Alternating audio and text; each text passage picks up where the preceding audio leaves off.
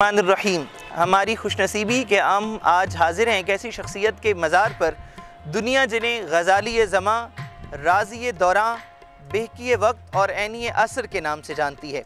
آپ کی ولادت 13 مارچ 1913 کو انڈیا کے ایک قصبہ امروہہ میں ہوئی اور 4 جون 1986 کو آپ نے وصال فرمایا۔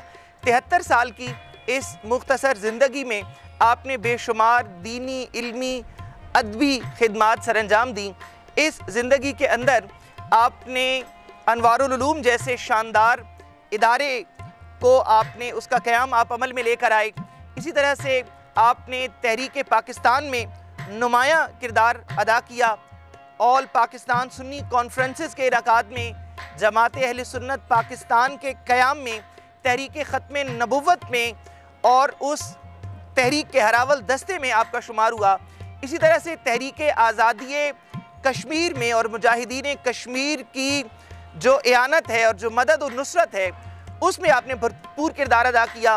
علماء مشائخ کا جو اتحاد ہے، اتفاق ہے پاکستان میں، اس کے قیام کے لیے آپ نے بہترین کوششیں سر انجام دی۔ ملک پاکستان میں اور دنیا بھر میں آپ کے تلامذہ، آپ کے خلفاء اور آپ کے فیض یافتگان موجود ہیں، اور آپ کا جو علمی فیضان ہے وہ پوری دنیا میں اس وقت موجود ہے۔ حضرت علامہ سید احمد سعید شاہ صاحب کاظمی کے مزار پر ہم اس وقت موجود ہیں، اور چونکہ 26 رمضان المبارک حضرت احمد سعید شاہ صاحب کاظمی کا مبارک عرس ہوتا ہے، آپ کا یوم وصال ہے۔